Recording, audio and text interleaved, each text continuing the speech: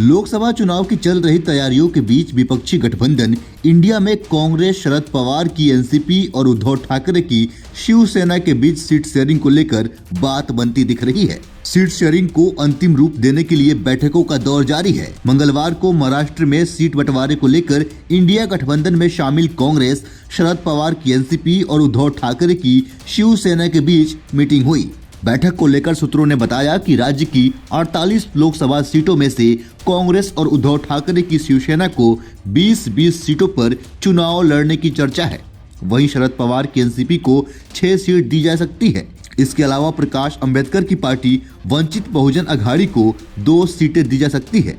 तो वहीं महाराष्ट्र में कांग्रेस 26 सीटों की मांग कर रही है, जबकि शिवसेना 23 सीटों की मांग कर रही है। वहीं एनसीपी ने यह खुलासा नहीं किया है कि वह कितनी सीटों पर चुनाव लड़ सकती है। मीटिंग के बाद उद्धव ठाकरे की शिवसेना के नेता संजय राउत ने कहा कि हम सब लोग खुशी खुशी बाहर निकले हैं, संघर्ष के दौर में एक साथ रहेंगे। उन्होंने कहा, महाराष्ट्र में ज्यादा सीटें ले आएंगे, एक सीट पर बातचीत हो गई है, सीट शेयरिंग पर कोई मतभेद नहीं है, सारा मामला सुलझ गया है। संजय राउत ने बताया कि वंचित बहुजन अघाड़ी गठबंधन का हिस्सा होगी।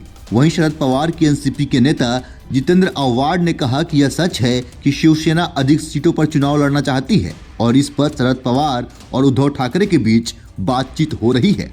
दरअसल कांग्रेस, शरद पवार की एनसीपी और उद्धव ठाकरे की शिवसेना लोकसभा चुनाव को देखते हुए बीजेपी के खिलाफ एकजुट हुए विपक्षी गठबंधन इंडिया के अलावा महाविकास आघाड़ी का हिस्सा है। सीट बंटवारे को लेकर चर्चा दिल्ली में कांग्रेस के राष्ट्रीय गठबंधन समिति के संयोजक मुकुल वासनिक के आवास पर हुई।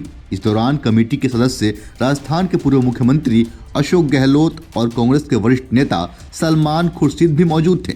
मीटिंग में इसके अलावा महाराष्ट्र प्रदेश कांग्रेस कमेटी के अध्यक्ष नाना पटोले और पूर्व मुख्यमंत्री अशोक चव्हाण और बाला साहेब थोराट सहित अन्य नेता मौजूद थे।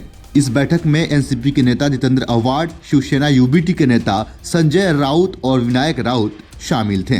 तो वहीं महाराष्ट्र में कांग्रेस के अध्यक्ष नाना पटोले ने कहा कि सीट बंटवारे आराम से होगा। उन्होंने बताया कि हमारे बीच हो रही सीट शेयरिंग में कोई समस्या नहीं होगी, सीट बंटवारा मेरिट के आधार पर होगा, बीजेपी को हारना होगा, इसको लेकर हमारा प्लान तैयार हो रहा है। एनसीपी चीफ शरद पवार ने मीटिंग से पहले कहा था कि हर पार्टी की सीटों को लेकर अपनी मांग है।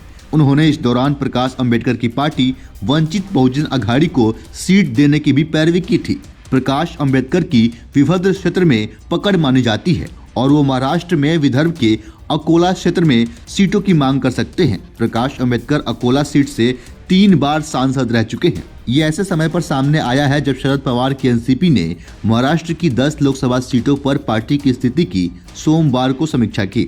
पवार ने जलगांव में मुंबई उत्तर पूर्व, भिवंडी, डिंडोरी, माधा, कोल्हापुर, अहमदनगर, सतरा, बीड़, हिंगोली और रावेर के पार्टी पदाधिकारियों से बातचीत की।